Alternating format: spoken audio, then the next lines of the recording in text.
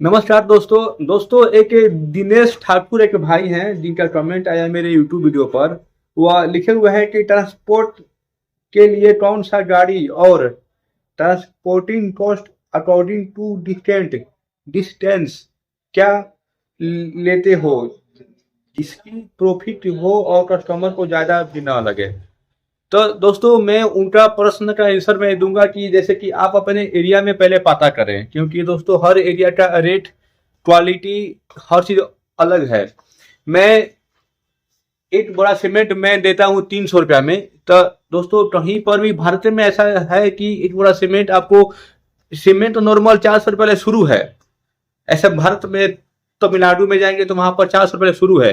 तो दोस्तों मेरा मेन पॉइंट पर आता है कि आप पहले अपने एरिया में पता करें कि वहां पर लेबर चार्ज ट्रांसपोर्ट चार्ज कितना है। टेम्पू पर 10 बोरा सीमेंट लोड होकर जाता है तो टेम्पू वाला कितना लेता है। हमारे यहाँ पर बोरा टेम्पू पर बैटरी वाला जो ई रिक्शा होता है उस पर लोड होता है तो 10 रुपये बोरा मैं देता हूँ।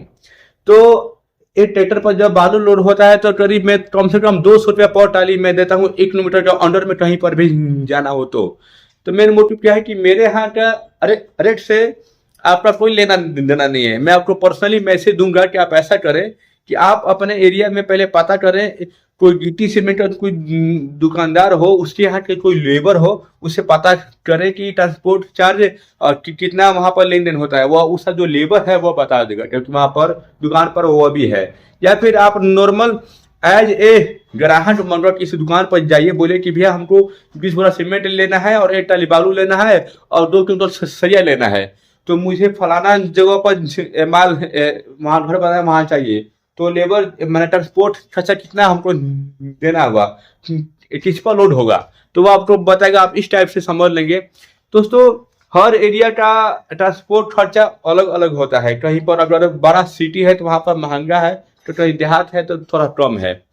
तो दोस्तों पहले आप अपने एरिया पर देख लें अपने एरिया में किस टाइप का है रेट, ठीक है। थोड़ा सा आप एक दुकान, 2 दुकान, 3 दुकान पर आप जाएंगे एज ए ग्राहक बनकर, न कि एज ए दुकानदार बनकर।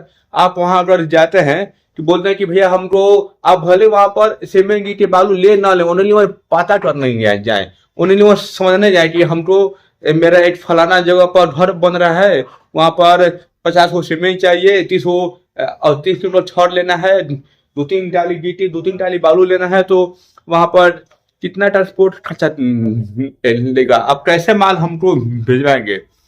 और जो आप एक दुकान पर जाएंगे दुकानदार बोलेगा एक्सपीरियंस होगा, फिर 2 दुकान पर जाएंगे तो दुकानदार बोलेगा, आपको समझाएगा कि ट्रैक्टर से माल भेज देंगे या टेम्पो से या बेटी वाला गाड़ी से, या फिर जो भी गाड़ी से आपको माल भेजेगा तो उसका कितना खर्चा हुआ आपको जोड़ता है।